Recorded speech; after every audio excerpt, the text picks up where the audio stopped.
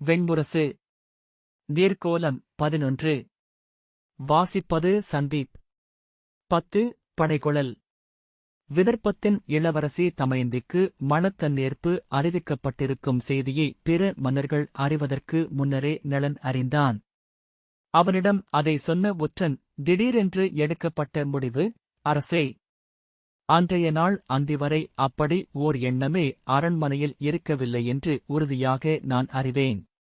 அந்தி மயங்கிய பின் ஏதோ செய்தி வந்திருக்கிறது. முன்னிரவில் அரசரை சென்று பார்த்து ஓலையில் இலச்சினை வாங்கி உச்சிக்குள் ஓலைகளை அனுப்பிவிட்டார்கள். மகதருக்கு அனுப்பப்பட்ட ஓலையைத்தான் நான் பார்க்க முடிந்தது. அத்தருணத்திலேயே நான் கிளம்பி இங்கு வந்தேன் என்றான். தன் தனியறையில் சாளரத்தருகே நின்றிருந்த நளன் சில கணங்கள் வெளியே தெரிந்த கோதையின் பெருக்கை நோக்கி நின்றபின் அதில் ஐயமேதும் இல்லையல்லவா என்று கேட்டான். ஏனென்றால் அரசாடலில் அப்படி பல நுண்சூழ்ச்சிகள் நிகழ்வதுண்டு. அது எவரையோ ஏமாற்றுவதற்கான முயற்சியாக இருக்கலாம். ஒருவேளை நம்மை கூட. ஒற்றன் இல்லை என்றபின் புன்னகைத்து, அத்தகைய நுண்ணிய அரசாடலைச் செய்யும் திறன் கொண்ட எவரும் குண்டினபுரியில் இன்றில்லை என்றான். நளனும் புன்னகைத்து, நன்று என்றபின் திரும்பி வந்து மஞ்சத்தில் அமர்ந்து கால் நீட்டி உடல் தளர்த்தி கைகளை மார்பில் கட்டிக்கொண்டான். எண்ணம் பெருகியொழுக தலை தாழ்த்தி அரைவழி மூடி தன்னுள் மூழ்கினான். அவன் முன் நின்றிருந்து ஒற்றன் நெடுநேரம் அவனை நோக்கி நின்றபின் மெல்ல கனைத்து, நாம் செய்வதற்கொன்றே உள்ளது, அரசே என்றான். சொல் என்றான் நளன். இளவரசி உங்கள் மேல் காதல் கொண்டிருக்கிறார் என்பதில் ஐயமில்லை. இன்றே கிளம்பினால் சிறியதோர் புரவிப்படையுடன் சென்று இளவரசியை கவர்ந்து கொண்டு வர முடியும். நம்முடன் அவர் கிளம்பி வருவார் என்பதிலும் எனக்கு எண்ணமாற்றில்லை. நளன் ஆம். முதலில் எனக்கும் அதுவே தோன்றியது. ஆனால் பெண் கவர்தல் என்பது நேரடியாகவே போருக்கான அறைகூவல் என்றான். இன்று கலிங்கமும் மாளவமும் மகதமும் இணைந்து படை கொண்டு வந்தால் நிஷத நாடு 2 நாட்களுக்கு மேல் போர்முனையில் நின்றிருக்க முடியாது என்றான். அனல் குலத்து ஷத்திரியர் அனைவரும் தங்கள் எதிரிகள் என்பதை ஷத்திரியர் நன்கறிவார்கள். தங்கள் பூசல்களை விடுத்து ஒருங்கிணைய முடியாததனால்தான் நம்மை அவர்கள் விட்டு வைத்திருக்கிறார்கள். இது அவர்கள் ஒருங்கிணைவதற்கான உகந்த தருணமாக நம்மால் அளிக்கப்படலாகாது. ஆனால் என்று அமைச்சர் கருணாகரர் ஏதோ பேசத் தொடங்க, மணத்தன்னேற்பு நிகழட்டும். அதில் இளவரசி என்னை மாலை அணிவித்து வேட்பாளென்றால் அதன் பின்னர் அதன் பொருட்டு என்னிடம் போருக்கு முரசறைய நூல் நெறி ஒப்பாது என்றான் நளன். அத்துடன் கலிங்கமும் மாளவமும் மகதமும் இன்று அவர்களை விட தொன்மையான ஷத்திரியர்களிடம் மோதிக் கொண்டிருக்கின்றனர். இவர்களை இன்று எழுந்து வந்தவர்கள் தொல்லெறியறியாதவர்கள் என்று பண்டைய 16 கொடி ஷத்திரியர்கள் ஏளனம் செய்கிறார்கள். அதன் பொருட்டு இவர்கள் அந்தணர் கொடிகளை தங்கள் அரசுகளில் உருவாக்கி வேள்விகளை நாளும் நிகழ்த்துகிறார்கள். தாங்கள் செய்யும் ஒவ்வொன்றும் அந்தணர் அவையின் ஒப்புதல் பெற்றே என்று அனைத்து அறிவிக்கைகளிலும் குறிப்பிடுகிறார்கள். மணத்தன்னேற்பில் பெண்ணை கொண்டு சென்ற ஒருவன் மேல் அதன் பொருட்டு போர் தொடுக்க அந்தணர் அவைகள் ஒருபோதும் ஒப்பா. குழப்பத்துடன் ஆம் என்றார் கருணாகரர். தானும் மெல்லிய குழப்பத்துடன் எழுந்து அறைக்குள் கைகளை பின்னால் கட்டியபடி நடந்து சாளரத்தின் வழியே வெளியே சற்று நேரம் நோக்கி நின்று திரும்பி, ஆம், வேறு வழியில்லை. நாம் மணத்தன்னேற்பில் பங்கு கொள்வதே ஒரே வழி என்றான். கருணாகரர் நமக்கு அழைப்பில்லை என்று சற்றே சலிப்புடன் சொன்னார். அவ்வழக்கம் இல்லை. விதர்ப்பம் இன்று வரை நம்மை ஓர் அரசாக எண்ணியதே இல்லை. ஆனால் நூல் நெறிகளின்படி அழைக்கப்படாமலும் மணத்தன்னேற்பில் கலந்து கொள்ளலாம். முடிசூடி கொடியேந்திய பெருங்கொடி ஷத்திரியர்களை மட்டுமே முறைப்படி அழைக்க வேண்டுமென்பது வழக்கம். மணத்தன்னேற்புகளில் அரக்கரும் அசுரரும் கூட கலந்து கொள்ளலாம் என்று பண்டைய நூல்கள் சொல்கின்றன என்றான் நளன். நாம் செல்வதற்கு நூலுப்புதல் உண்டு. பின்னர் தனக்குத்தானே என நாம் செல்வதை அவர்கள் எப்படி எடுத்துக் கொள்வார்கள் என்று தெரியவில்லை. நான் அவள் உள்ளத்தில் இடம்பெற்றது இன்னமும் விதர்ப்பனுக்கு தெரியாது அல்லவா என்றான் நளன். விதர்ப்பத்தில் மக்களிடையே அந்த பேச்சு சில நாட்களாக இருக்கிறது. அமைச்சரும் அரசரும் அதை அறியாதிருக்க மாட்டார்கள் என்றான் ஒற்றன். நளன் நகைத்து, ஆனால் நான் மிகச் சிறியவன் என்பதனாலேயே அவர்கள் அதை நம்ப மாட்டார்கள். வீணாக விரும்பி ஏளனத்துக்குள்ளாகும் பொருட்டே நான் நண்ணுவதாக எண்ணுவார்கள். அவ்வெண்ணமே நமது காப்பு. கலிங்கனும் மகதனும் மாளவனும் வங்கனும் யானை காலடியில் ஊரும் எறும்பென்று நம்மை கருதுவதனாலேயே நாம் எதிர்ப்பற்றவர்கள். நாம் நச்சுனா கொண்டு கடிக்கும் வரை விழிகளுக்கு தெரியாத நாகம் என்றான். அவனுக்குள் திட்டம் உருக்கொள்ள குரல் எழுந்தது. அணிப்படைகளும் அகம்படியும் இல்லாமல் எளிமையாக மணத்தன்னேர்ப்புக்கு செல்லலாம். மணத்தன்னேர்ப்பில் பங்கெடுப்பதை நிகழ்வுக்கு சில நாழிகைக்கு முன்னர் அறிவித்தால் போதும். அரசர்களுக்கு அடிபணியும் பரிசுகளுடன் சென்று அனைவரையும் ஒருமுறை கண்டு வணங்கிவிட்டால் நாம் அரசவையில் அமரும் வாய்ப்புக்கென வந்த எளியோர் என எண்ணுவார்கள் விதர்ப்பர். நிஷாதர்கள், அசுரர்களின் சிறுகுடிகள் அவ்வாறு மணிமுடி சூடுதல் முதலிய க்ஷத்திரிய பெருவிழவுகளுக்குச் சென்று அவையமர்ந்து வீழ்வது வழக்கம்தான். ஓர் அரசவையில் அமர்தல் தங்களவர்கள் நடுவே சிறு அரசகுடியென மதிப்பு கொள்ளுதல்தான் என்று அவர்கள் அறிந்திருக்கிறார்கள். உண்மையில் ஒருமுறை அப்படி சென்று வருவது அவர்களின் குடிகளையும் அவர்களின் எதிர்குலங்களையும் அவர்கள் அரச ஆதரவு கொண்டவர்கள் என எண்ண வைக்கிறது. ஒரு நிஷத குடித்தலைவன் சென்று வங்கனையும் கலிங்கனையும் மகதனையும் கண்டு பரிசளித்து வணங்கி வீழ்வதே பிற குடிகளுக்கு மேல் ஒரு குடி உயரத்தை அளிக்கிறது என்றார் கருணாகரர். அதன் பொருட்டே நாம் செல்கிறோம். அவ்வாறே அவர்கள் எண்ணட்டும். அதுவே நமது வழி என்றாகட்டும் என்றான் நளன். மறுநாள் அமைச்சர்கள் கூடிய அவையில் அவன் தன் திட்டத்தை சொன்னபோது அமைச்சர்களும் படைத்தலைவர்களும் ஒருங்கே எழுந்து எதிர்ப்புக் குரலெழுப்பினர். படைத்தலைவன் வஜ்ரகுண்டலன், என்ன செய்கிறோம் என்று எண்ணிச் சூழ்ந்துள்ளீர்களா அரசே? நாம் செல்வது எளிது. அங்கு மணத்தன்னேர்ப்பில் பலரில் ஒருவராக சென்று நிற்பதும் இயல்வதே.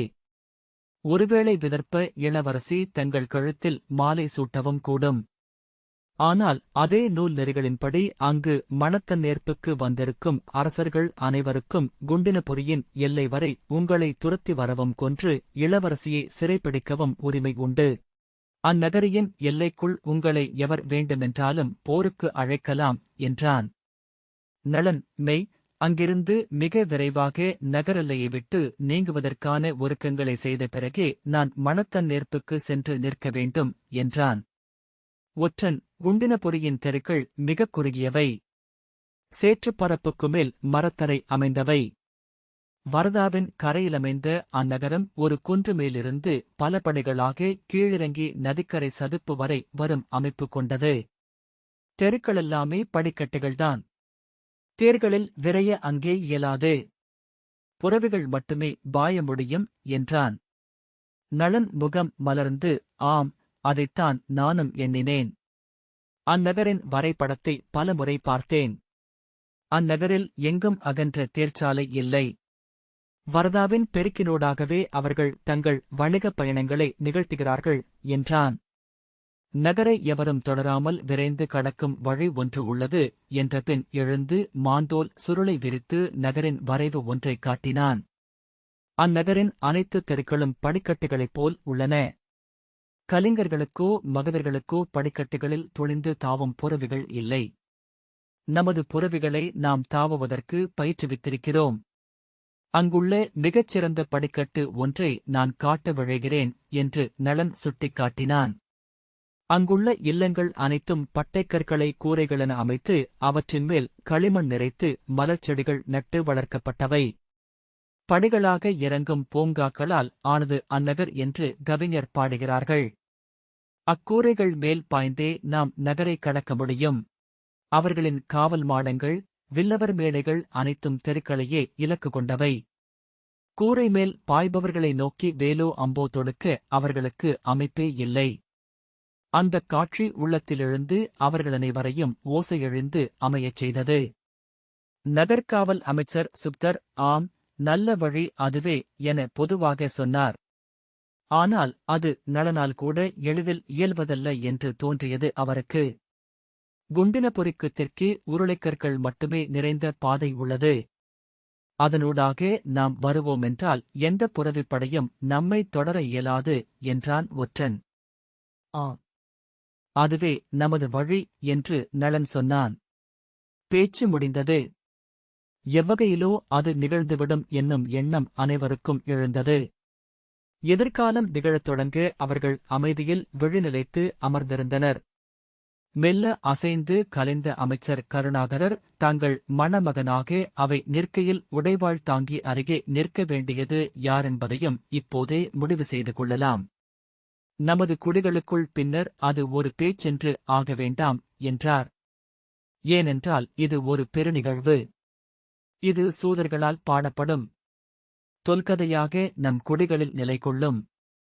உங்களுக்கு இணையாகவே அவரும் பாடப்படுவார். பின்னர் தாழ்ந்த குரலில் செயற்கையான இயல்புடன் எண்ணியிராது ஏதேனும் நிகழ்ந்தால் உங்கள் மைந்தர் அகவை எய்துவது வரை அவரே அரசு பொறுப்பேற்க வேண்டும் என நீங்கள் கருதுவதாகவும் அதற்கு பொருளுண்டு என்றார்.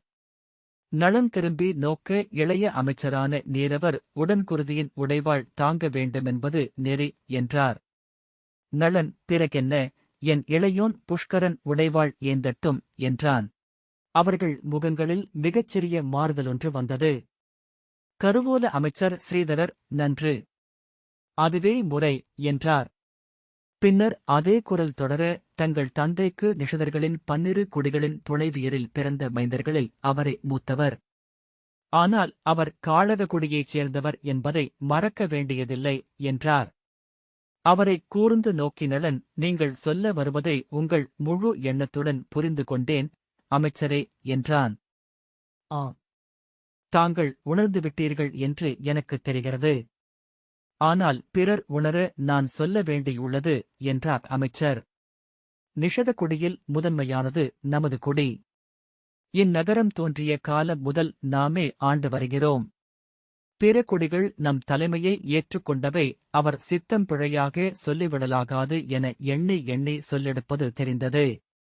பாரத வருஷம் முழுக்க குடித்தொகைகளால் உருவான நாடுகளில் எண்ணிக்கையும் வடிவ அளவும் வல்லமையும் மிகுந்த முதன்மை குடியே ஆட்சி அமைப்பது வழக்கம். அவர்களுக்கு என்றும் எதிர்நிலையாக அமைவது இரண்டாவது பெருங்கொடியே. அது இயல்பு. ஏனென்றால் அறமும் உணர்வுகளும் தனிமனிதர்களுக்குரியவை. குடிகளும் குலங்களும் ஆற்றலையும் வெற்றியையும் மட்டுமே நாடுகின்றன. அந்த எதிர்ப்பு இருக்குமென்பதை உணர்ந்து அதன் பொருட்டே ஆட்சி செய்யும் முதற்குடியின் அரசர்கள் இரண்டாவது பெருங்குடியின் பெண்ணையே இணையரசியாக ஏற்றுக்கொள்கிறார்கள். தன் குடியிலிருந்தே பட்டத்தரசியைக் கொள்கிறார்கள். நம் அரசரும் அவ்வாறே செய்தார். மணிமுடி நம் குடிக்குள் இருக்கையில் பிற அனைத்திலும் அரண்மனையிலும் அவையிலும் படையிலும் 2ஆம் அக்குடிக்குரியது என ஸ்ரீதரர் தொடர்ந்தார். உண்மையில் இப்படி 2ஆம் அளிப்பதே அவர்களை விழைவு கொண்டவர்களாக ஆக்குகிறது. 2ஆம் அமைந்து அவர்கள் ஆட்சியின் ஆற்றலை, அதன் இன்பங்களை, அதன் வழியாக உருவாகும் மதிப்பை அறிந்து கொண்டிருக்கிறார்கள். அயல்நாட்டு அரசர்களுக்கும் பெருவணிகர்களுக்கும் அவர்களும் அறிமுகமாகிறார்கள். சூதர்கள் அவர்களையும் புகழ்கிறார்கள். அந்தச் சுவை ஒரு துளி அறிந்தபின் ஒழிவது இயலாது. ஆனால் 2ஆம் அவர்களுக்கு அளிக்காமல் நாம் ஆளவும் முடியாது. ஆகவே சிம்மத்தை நம் குருதியையே கொடுத்து பழக்கினாலும் உடன் வைத்திருப்பவர்களாகிறோம் என்றார் ஸ்ரீதரர். அரசே, அதை வெல்ல நாம் செய்வதற்கிருப்பது ஒன்றே. நம் எதிரியை அவன் ஆற்றலை பிரித்து நம்முடனேயே வைத்திருப்பது. காளககுடியை 8 படைப்பிரிவுகளாக்கி நம் எல்லையில் நிறுத்தியிருக்கிறோம். இன்றுவரை அக்குடியிலிருந்து அரசருக்கெதிராக ஒரு குரல் கூட எழுந்ததில்லை என்றாலும் அவர்களின் மூத்தோர் மன்றுகளில் என்றும் நமக்கு 2ஆம் என்றொரு குரல் எப்போதும் எழுவதை நாம் அறிவோம். புஷ்கரனை நாம் இப்பின்னணியில் நோக்க வேண்டும். புஷ்கரன் தங்களைப் போலவே வீரர் என்று அக்குடி உணரத் தொடங்கிய காலம் முதல் அக்குரல் வலுத்து வருகிறது. அவர் வீரமும் அறிவும் தமையனாகிய உங்களால் பயிற்றுவிக்கப்பட்டதென்பதை இன்று நாம் அவர்களிடம் சொல்ல முடியாது. அது அவர் முதுமூதாதை செங்கானகத்து துஞ்சிய காளகர் கோசிகரின் ஆற்றலின் குருதித் தொடர்ச்சி என அவர்கள் நம்புகிறார்கள். அனைவர் முகங்களும் அச்சொற்களுக்கு ஆதரவாக மாறியிருந்தன.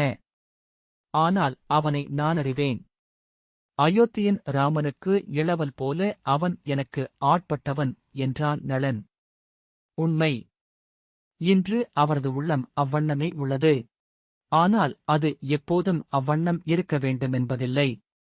அவ்வாறு மானுட உள்ளங்கள் மாறானலை கொண்டிருந்தமைக்கு வரலாற்றுச் சான்றுகளேதும் இல்லை என்றார் அமைச்சர் ஸ்ரீதரர். அவர் குடி அவரை சூழ்ந்துள்ளது. அவர்கள் பேசும் சொற்களே அவர் எண்ணமாக மாறி உள்ளே நிறைகிறது. உள்ளம் புறமும் என சூழ்ந்திருப்பவை உண்மையில் நம் சுற்றத்தின் எண்ணங்களே. மீன் நீரை எதிர்த்து போராட முடியுமா?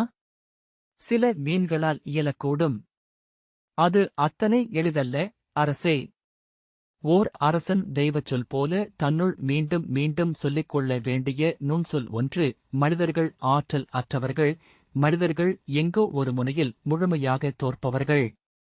எப்போதும் நின்று தெய்வங்களுக்கு இணையாக தலை தூக்கி எழும் மானுடர் உண்டு. அவர்கள் தலைமுறைகளுக்கு ஒருவர் மட்டுமே. நளன், ஆனால் தம்பி என அவன் இருக்க பிறிதொருவன் வாழ் சூடுவது அவனை சிறுமைப்படுத்துவது போலல்லவா என்றான்.